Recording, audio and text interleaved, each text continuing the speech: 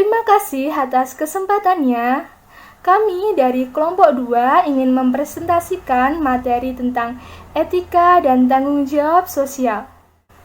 Etika adalah studi tentang benar dan salah serta moralitas yang dibuat oleh individu. Keputusan etis adalah keputusan yang benar menurut standar perilaku. Etika bisnis adalah penerapan standar moral untuk perilaku bisnis. Isu-isu bisnis. Isu bisnis yang pertama adalah keadilan dan kejujuran. Selain mematuhi hukum dan peraturan yang berlaku, seorang pengusaha diharuskan untuk menahan diri dari perbuatan penipuan, penyelewangan, serta mengintimidasi orang lain. Isu bisnis yang kedua adalah hubungan organisasional. Seorang pengusaha diharuskan untuk mengutamakan kesejahteraan orang lain dan kesejahteraan organisasi daripada kesejahteraan pribadinya. Isu bisnis yang ketiga adalah konflik kepentingan. Konflik ini dapat terjadi ketika seorang pengusaha mengambil keuntungan dari sebuah situasi atau dalam situasi atas kepentingan pribadinya. Isu bisnis yang terakhir adalah komunikasi. Komunikasi bisnis yang salah serta menyesatkan dan menipu adalah ilegal dan tidak etis. Contoh komunikasi bisnis yang salah adalah iklan palsu. Dalam membuat iklan, kita harus berhati-hati dan menghindari pesan-pesan yang menyesatkan. Faktor yang mempengaruhi perilaku etis. Yang pertama adalah faktor individu atau pribadi. Faktor individu yang pertama adalah pengetahuan individu tentang suatu masalah. Pengetahuan ini dapat digunakan untuk mengambil langkah-langkah dalam penyelesaian masalah. Yang kedua adalah nilai-nilai pribadi atau nilai moral individu. Dan yang ketiga adalah tujuan pribadi atau tujuan individu. Yang kedua adalah faktor sosial. Faktor sosial yang pertama adalah norma-norma budaya. Yang kedua adalah rekan kerja. Yang ketiga adalah orang yang lain yang berpengaruh. Orang lain yang berpengaruh seperti kerabat dan pasangan dapat mempengaruhi perilaku etis kita di tempat kerja. Dan yang keempat adalah penggunaan internet. Penggunaan internet ini bisa mengancam sebuah perusahaan jika salah satu dari karyawan terbukti melanggar perilaku etis di sebuah situs web kontroversial yang tidak berhubungan dengan pekerjaannya. Yang ketiga adalah faktor peluang. Adanya kesempatan atau peluang inilah yang mengacu pada sejumlah kebebasan yang diberikan oleh organisasi atau perusahaan kepada karyawan untuk berperilaku etis maupun tidak etis. Yang kedua adalah kode etik.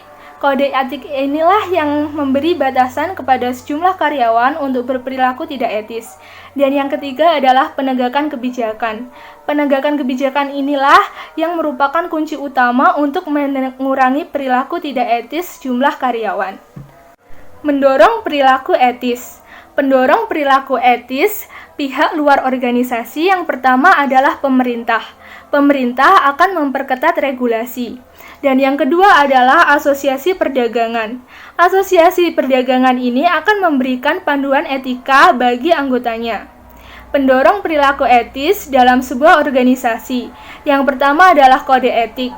Kode etik adalah panduan tertulis tentang perilaku yang dapat diterima secara etis. Kode ini menguraikan kebijakan, standar, dan hukuman pelanggaran. Lingkungan perusahaan, seperti arahan manajer, pelatihan karyawan, dan petugas etika.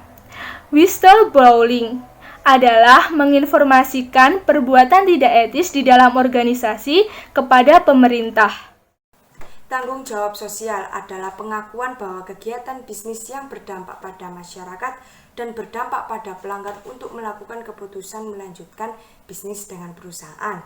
Dan tanggung jawab sosial membutuhkan uang, tetapi juga membutuhkan bisnis yang bagus.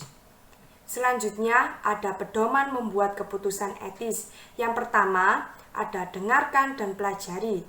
Yang dimaksud itu adalah mengenali masalah atau peluang dan pastikan Anda memahami orang lain.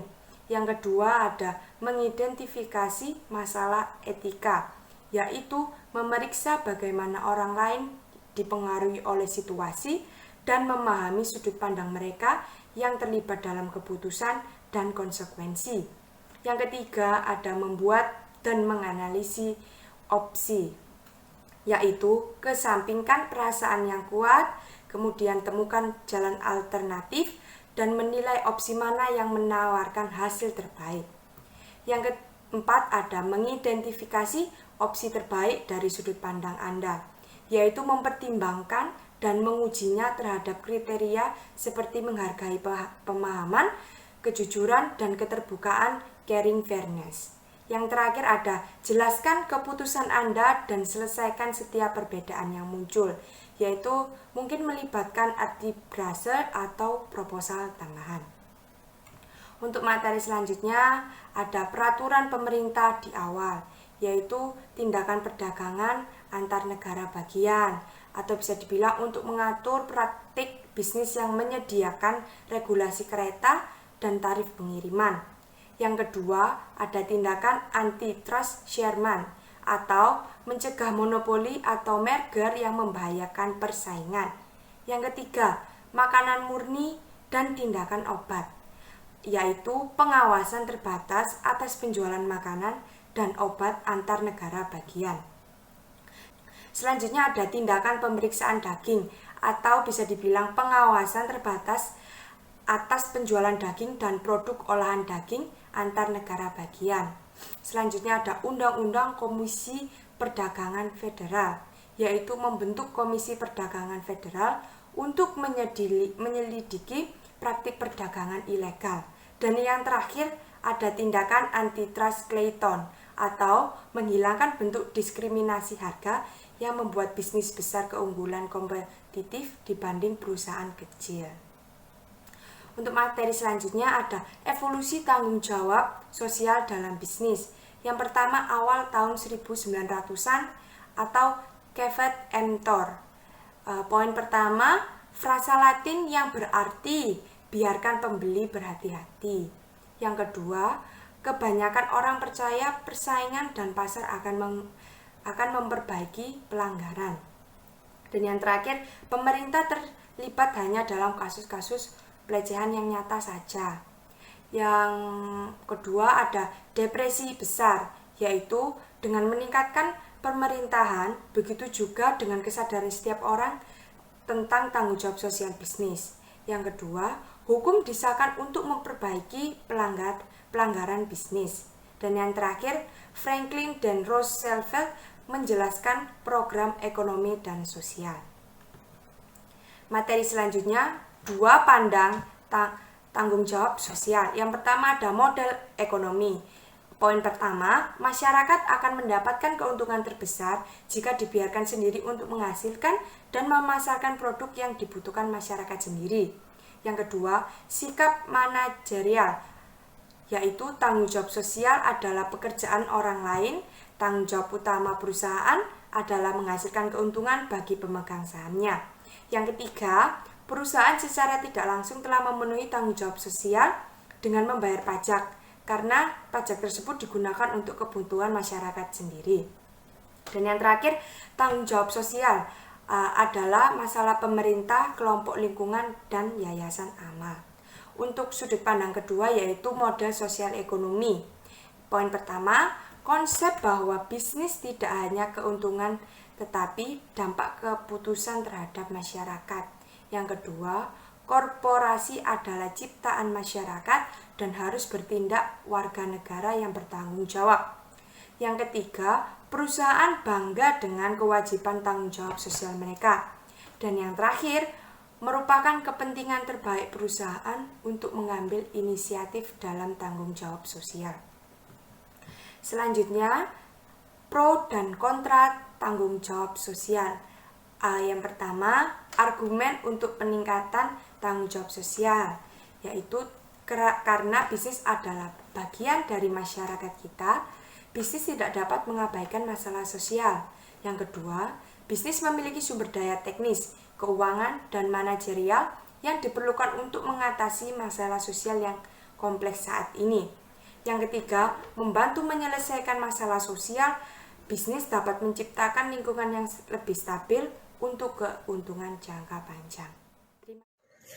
Oke, selanjutnya kita ke argumen kontra.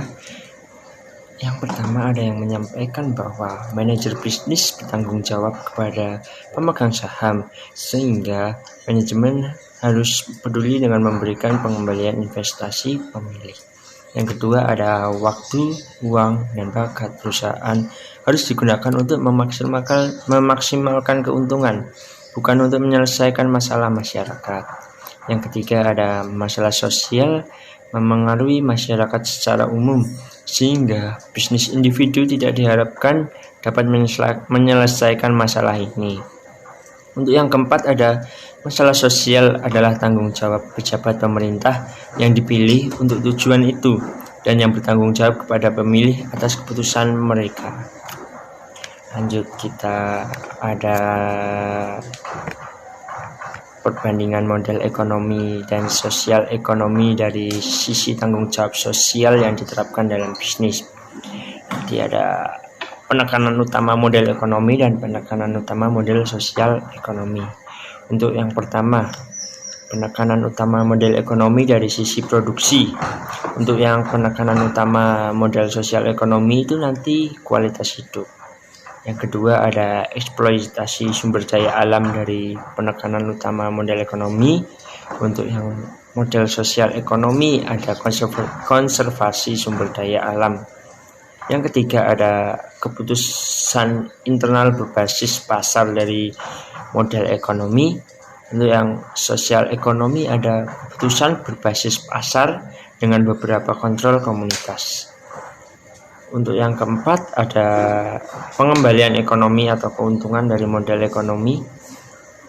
Dari sisi sosial ekonomi nantinya ada keseimbangan pengembalian ekonomi dan pengembalian sosial. Yang kelima, ada kepentingan perusahaan atau manajer dari model ekonomi. Dari sosial ekonomi ada kepentingan perusahaan dan komunitas. Untuk yang keenam, ada peran yang kecil dari pemerintah. Pandangan ekonomi. Untuk pandangan sosial ekonomi nantinya ada pemerintah lebih aktif. Jadi dari sisi model ekonomi dan model sosial ekonomi berbanding terbalik, seperti itu. Selanjutnya ada konsumerisme. Kita pasti tahu bahwa tingkat konsumen di Indonesia sangatlah banyak.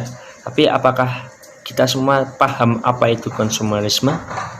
Konsumerisme sendiri menurut KBBI adalah kebijakan untuk melindungi konsumen dengan menata metode standar kerja produsen, penjualan, dan pengiklanan. Nah, di sini nanti ada hak dasar dari konsumen. Hak dasarnya nanti ada 6. Yang pertama, hak atas rasa aman, yaitu konsumen merasa dilindungi, diberikan perlindungan. Yang kedua, hak diberi informasi, yaitu konsumen bisa mengetahui secara langsung apa yang dibutuhkan.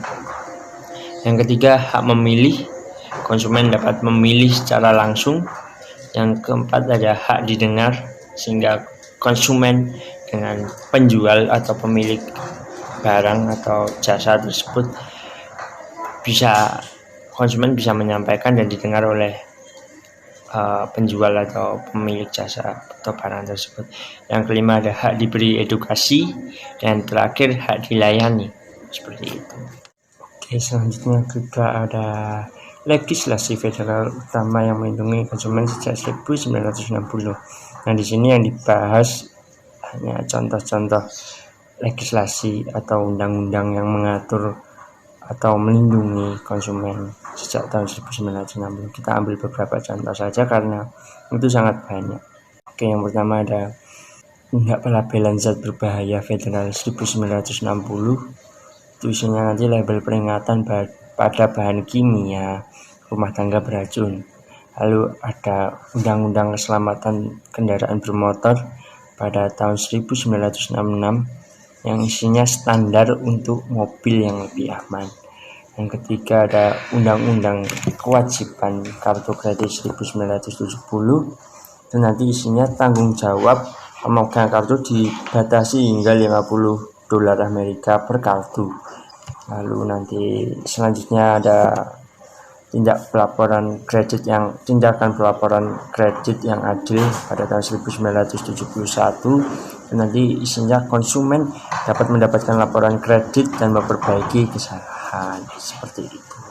Selanjutnya nanti di tahun 2019 ada beberapa usulan legislasi yang sudah dibuat daftarnya. Seperti nomor 1 ada akuntabilitas dan transparansi dalam UU lembaga pemerintah. Yang kedua ada Undang-Undang Badan Perlindungan Keuangan Konsumen. Yang ketiga ada Undang-Undang Kewajaran Kompensasi Perusahaan dan Lembaga Keuangan. Yang keempat ada Undang-Undang Retensi Risiko Kredit. Yang kelima ada otoritas pembubaran untuk perusahaan keuangan besar dan interkoneksi. Yang keenam ada Undang-Undang Kantor Asuransi Federal. Yang ketujuh ada Undang-Undang Peningkatan Stabilitas Keuangan. Yang kedelapan ada Undang-Undang Perlindungan Investor. Yang kesembilan ada Undang-Undang Pasar Derivatif Over the Counter. Yang 10 ada Undang-Undang Pendaftaran Penasihat Investasi Dana Swasta. Undang-Undang Kantor Asuransi Federal, Undang-Undang Peningkatan Stabilitas Keuangan, Undang-Undang Perlindungan Investor, Undang-Undang Pasar Derivatif Over the Counter, Undang-Undang Pendaftaran Penasihat Investasi Dana Swasta. Praktek ketenagakerjaan. 5 dekade terakhir, kita telah melihat kemajuan dalam penegakan hak karyawan atas perlakuan yang sama di tempat kerja. Minoritas, contohnya agama, politik, kebangsaan, atau kelompok lainnya dianggap berbeda dari kelompok yang lebih besar, di mana ia menjadi bagian yang sering dipilih untuk perlakuan yang tidak menyenangkan. Sejumlah undang-undang anti-diskriminasi disahkan pada tahun 1960-an dan 1970-an, tetapi pelanggaran masih ada. Tingkat pendapatan komparatif. Rumah tangga media pendapatan orang Asia, Putih, Hispanik, dan Afrika Amerika bekerja pada tahun 2008. Program tindakan afirmatif. Rencana yang dirancang untuk meningkatkan jumlah karyawan minoritas di semua tingkatan dalam organisasi. Tujuannya adalah untuk memastikan bahwa minoritas terwakili dalam organisasi dengan proporsi yang kira-kira sama dengan komunitas di sekitarnya. Rencana tertulis diperlukan untuk pemberian kerja dengan kontrak federal lebih dari $50.000 per tahun. Masalah muncul dari penggunaan kuota dan tuduhan diskriminasi terbalik. Komisi Kesempatan Kerja yang Setara, agen federal diberdayakan untuk menyelidiki keluhan diskriminasi pekerja dan untuk menuntut perusahaan yang mempraktikannya. Penghasilan relatif pekerja laki-laki dan perempuan. Rasio penghasilan penuh waktu tahunan wanita dan pria adalah 77% pada tahun 2008, naik dari 74% yang pertama kali dicapai pada tahun 1996. Program pelatihan untuk pengangguran inti, pengangguran kelas berat, pekerja dengan sedikit pendidikan atau pelatihan kejuruan dan riwayat pengangguran yang panjang. Aliansi Bisnis Nasional, program bersama bisnis pemerintah untuk melatih pengangguran inti. Kepedulian terhadap lingkungan, polusi, pencemaran air, udara, atau tanah melalui tindakan orang-orang dalam masyarakat industri. Badan Perlindungan Lingkungan (EPA) adalah federal yang ditugasi menegakkan hukum yang mempengaruhi lingkungan. Menjaga lingkungan membutuhkan peraturan lingkungan, kepatuhan sukarela, tindakan penegakan EPA. Hukum lingkungan utama, Undang-Undang Kebijakan Lingkungan Nasional 1970, Hukum Lingkungan mendirikan EPA untuk menegakkan hukum lingkungan. Amandemen Udara Bersih 1970, emisi otomotif, pesawat terbang, dan standar pabrik. Undang-Undang Peningkatan Kualitas Air 1970, penguatan regulasi air disediakan untuk denda besar. Undang-Undang Pemulihan Sumber Daya 1970, program pembangunan limbah padat yang diperbesar, EPA dilaksanakan. Amandemen Undang-Undang Pengendalian Polusi Air 1972, standar untuk membersihkan perairan yang dapat dilayari, penghapusan pembuangan limbah berbahaya pada tahun 1965, Undang-Undang Pengendalian Kebisingan 1972, Standar untuk sumber utama kebisingan, FPA menyarankan FAA tentang standar untuk pesawat. Amandemen Undang-Undang Udara Bersih 1977, jalan buntu baru untuk membersihkan area yang tercemar, review standar kualitas udara yang ada. Jadi di sini akan membahas hukum lingkungan utama. Di dalam hukum lingkungan utama ada beberapa komponennya. Yang pertama adalah Undang-Undang Konservasi dan Pemulihan Sumber Daya. Yang kedua, Amandemen Undang-Undang Udara Bersih. Yang ketiga, Undang-Undang Polusi Minyak. Yang keempat, Undang-Undang Udara Bersih tahun 1990. Yang kelima, Undang-Undang Perlindungan Kualitas Pangan. Untuk yang terakhir atau yang keenam, American Recovery and Resilience Act. Jadi, kepedulian terhadap lingkungan itu ada beberapa. Yang pertama, kita harus peduli terhadap polusi air. Karena dengan adanya polusi air menyebabkan polutan mengancam kesehatan manusia dan satwa liar. Yang kedua, polusi udara. Cuaca dan geografi dapat berkontribusi pada polusi udara. Untuk yang ketiga, polusi tanah. Pencemaran lain terhadap polusi tanah yaitu faktornya penambangan terbuka, penebangan hutan secara tidak selektif, dan pengembangan lahan pertanian untuk perumahan dan industri. Kemudian untuk yang selanjutnya adalah polusi suara. Jadi cara untuk mengurangi tingkat kebisingan polusi suara tersebut adalah mengisolasi sumber kebisingan, memodifikasi mesin dan peralatan. Namun jika kebisingan tidak dapat dikurangi, pekerja dapat dilindungi dengan memakai pengurang kebisingan. Jadi yang selanjutnya adalah siapa yang harus membayar untuk lingkungan yang bersih?